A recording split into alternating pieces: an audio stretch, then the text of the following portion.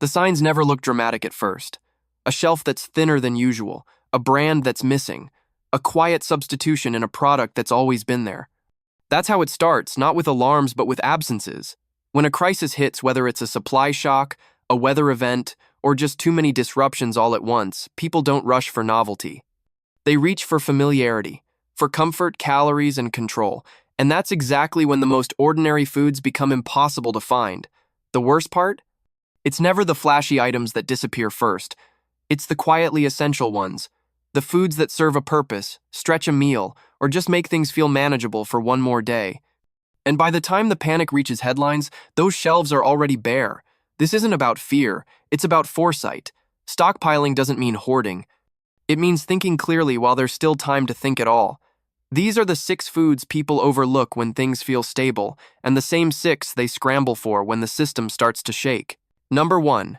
Plain rice noodles or rice sticks. They're not flashy. They don't have bright packaging or trendy flavors. Most shoppers walk past them on the bottom shelf of the international aisle without a second glance. But when a crisis hits, especially one that affects power, gas, or clean water, plain rice noodles become one of the most practical foods you'll wish you had stocked. Unlike pasta, which needs a rolling boil and a longer cook time, rice noodles soften in hot water. Not boiling water, just hot. That small detail makes a big difference when fuel is limited or heat sources are unstable. In emergency conditions, every calorie spent on cooking is a resource. Rice noodles respect that reality.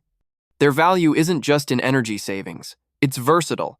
They work in broths, with canned vegetables, with peanut sauce, with nothing but salt. They absorb flavor fast and don't need to be dressed up to be satisfying.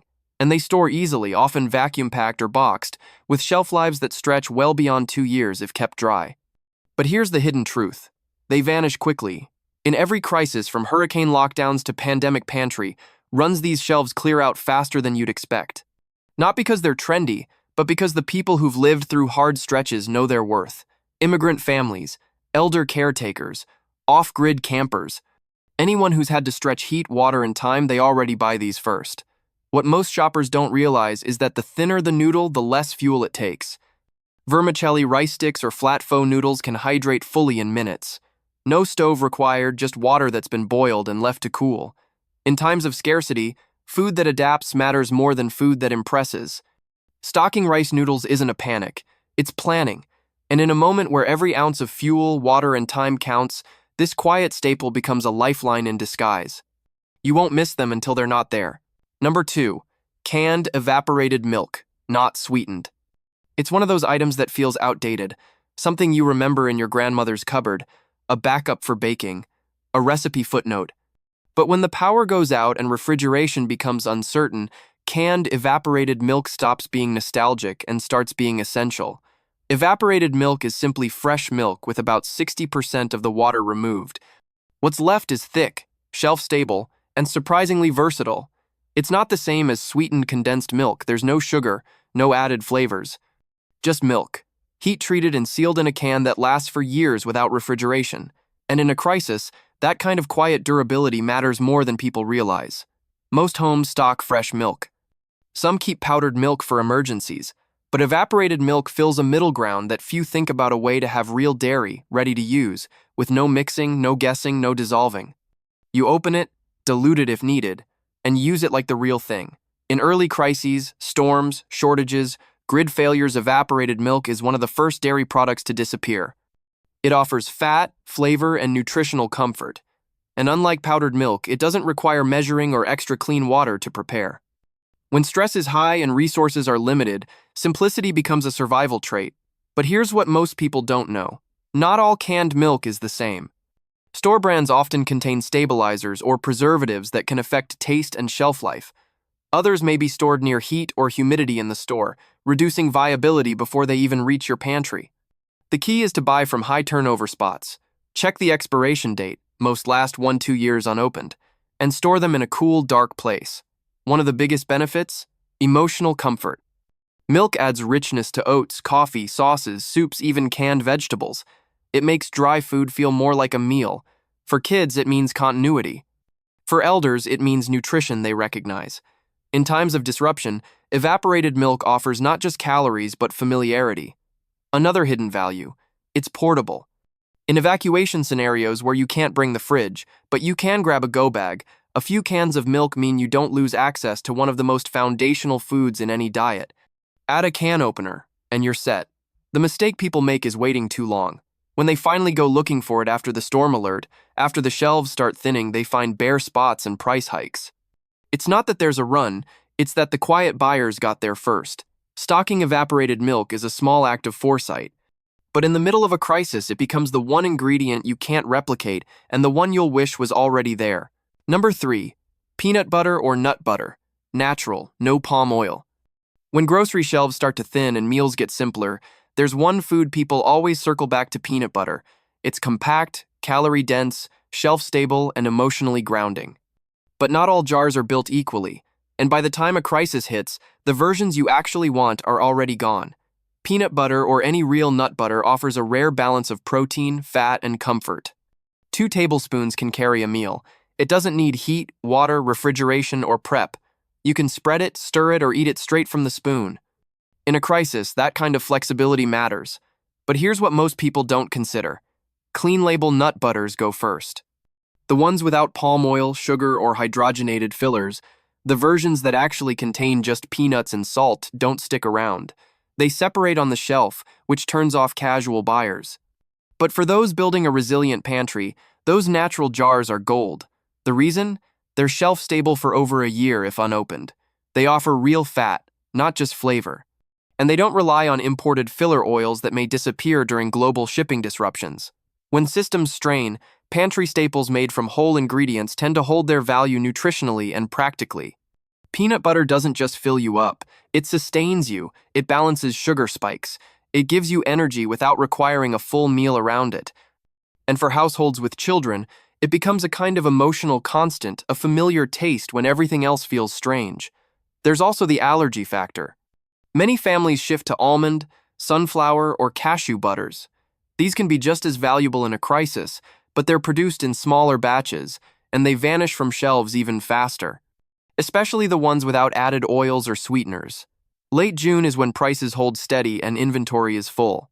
But once supply chains compress either through port delays, labor shortages, or seasonal rotation, nut butters quietly shift to 1 per customer or disappear altogether. You don't need 20 jars. Just a few, stored cool and dry, can stretch weeks of basic meals into something more stable and more humane. In moments of stress, the foods that ground us rise in value. Real peanut butter doesn't last forever, but you'll wish it had if you waited too long. Number 4. Plain crackers, saltines, water biscuits, matzo. They don't look like survival food. They're simple, dry, and often forgotten in the back of the pantry. But when fresh bread disappears and shelf-stable starches start to shrink, plain crackers quietly take their place.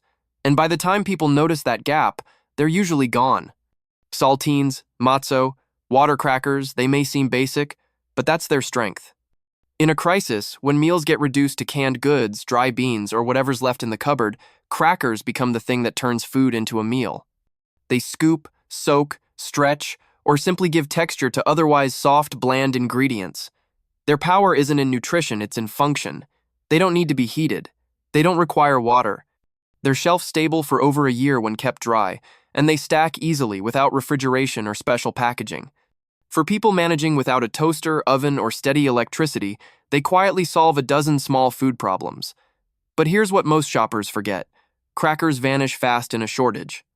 During the early months of the pandemic, stores couldn't keep saltines in stock. Not because people panicked, but because they're functional. The moment fresh bread becomes inconsistent, crackers fill the gap, and unlike bread, they don't mold. Generic brands go first. Then the name brands. And finally, the off-label imports or specialty versions, many of which are made in smaller facilities, that can't easily ramp up during demand surges. The mistake isn't in not valuing crackers. It's in assuming they'll be there when you need them. Most people don't think of them until the bread is gone, and by then they're already a memory. Plain crackers don't look like resilience. But they act like it, and in the quiet days before a disruption, they sit patiently on the shelf waiting to be useful again. Number 5. Jarred garlic or pre-minced aromatics. When people think about food storage, they think in bulk, calories, protein, carbs. They stock rice, beans, and canned meat. But when those staples become daily meals, something subtle begins to wear on you: the blandness, the repetition, the sense that food has become purely functional. That's where jarred garlic and its cousins like ginger paste, chili oil, and onion puree step in. These aren't emergency foods in the traditional sense. They don't offer survival in a single bite. But they do something almost as important. They make shelf food taste human again. And in a crisis, when cooking becomes survival and comfort at the same time, flavor is more than luxury, it's moral.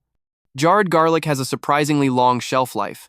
Unopened, it can last 12 to 18 months without refrigeration. Once opened, it keeps for weeks in the fridge or cooler if you have power. It doesn't require peeling, chopping, or washing. It doesn't leave your hands smelling. And in low light or low energy conditions, it saves time, tools, and mess. But here's what most people don't realize.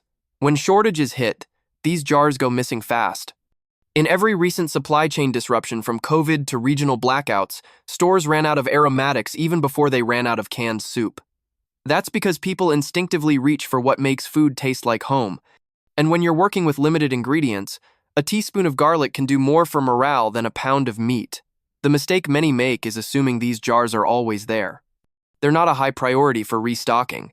They're often imported, packed in glass, and stocked in smaller volumes than core staples. That means once they're gone, they don't come back quickly. Not all versions are equal. Some contain added sugar, oil, or preservatives that shorten shelf life or change flavor. Look for clean label options: garlic, vinegar, salt, and avoid plastic containers that warp or split in heat. Beyond garlic, the same logic applies to ginger, chili pastes, onion bases, or lemongrass in oil. These aromatics stretch simple meals further, transform shelf-stable soups into something rich, and give your cooking some emotional gravity when fresh produce is long gone. You can survive without flavor, but you won't thrive. And the difference between food that keeps you alive and food that keeps you going is often just a spoonful of the right thing. In calm times, these jars gather dust. In a crisis, they disappear. Number 6. Powdered drink mixes with electrolytes, no sugar versions. When a crisis strikes, most people think of food first: what they'll eat, how they'll cook, how long it will last. But the body doesn't run on calories alone. It runs on balance. Salt, potassium, magnesium electrolytes are what keep your heart steady, your muscles working, your brain clear. And when stress hits and clean water becomes uncertain, powdered electrolyte mixes become one of the most quietly essential tools in your pantry. Most of us don't realize how quickly dehydration sets in during a crisis. It's not just from heat, it's from stress, diarrhea, physical labor, disrupted meals, and limited clean water access. You think you're drinking enough. You're not retaining any of it. That's where electrolytes come in, not as a sports supplement, but as a survival mechanism. Powdered mixes are better than bottled drinks. They last longer, take up less space, weigh nothing, and don't expire quickly. A single jar or box of packets can flavor gallons of water, deliver life-sustaining minerals, and help prevent fatigue or worse. When clean water gets questionable, these powders make what you do safer and more effective. But there's a problem most shoppers miss. Not all electrolyte mixes are designed for survival. Many are just sugar bombs with a vitamin label. The popular brands marketed as hydration helpers often contain more glucose than salt. That's not what your body needs when food is already scarce or compromised. The ones worth stocking have little to no sugar, a clear sodium content per serving, and a simple ingredient list: sodium chloride, potassium citrate, magnesium malate or oxide. Some may include zinc or B vitamins, useful but not essential. Avoid anything that lists natural flavors or dyes as the first ingredients. June is when these products are still widely available. Stores haven't yet been hit by summer surge demand. Wildfires, heat domes, and power outages are just beginning to show up in the headlines. Once they do, these shelves thin quickly, especially the sugar-free or unflavored varieties. They're not restocked fast, and most big box chains don't carry them year-round. There's another layer of value here: morale. When meals get monotonous and everything tastes like the inside of a can, something as simple as a citrus packet in your water can make the difference between getting by and feeling human. You don't need a full medical setup. You don't need power, but you do need function. Electrolytes keep the system running when food, heat, or hydration gets unstable. And powdered forms store silently, waiting for the moment you remember why you bought them. You won't feel their absence until your body tells you. When the shelves go quiet, it's not the flashiest items that matter. It's the small, dependable things, the foods that stretch meals, hold their own, or simply make life feel a little more normal when everything else doesn't life. These 6 aren't survivalist trophies or viral pantry hacks. They're everyday essentials that become irreplaceable in a moment of disruption. Rice noodles that don't need boiling, milk that doesn't need a fridge, crackers that replace bread, garlic that turns fractions into recipes, calories, flavor, stability packed into quiet forms we overlook until they're gone. And once a crisis begins, it's not that these are hard to find, it's that they're already gone. The people who've lived through shortages, outages, and long recoveries, they know. They buy early, not in fear, but in foresight. Stocking these foods isn't about panic, it's about pace. The slow, thoughtful kind that says, I don't need to wait for the system to shake before I steady myself. Right now, the shelf is still full. That's the time to move. Subscribe for more clear-headed prep before the rush begins.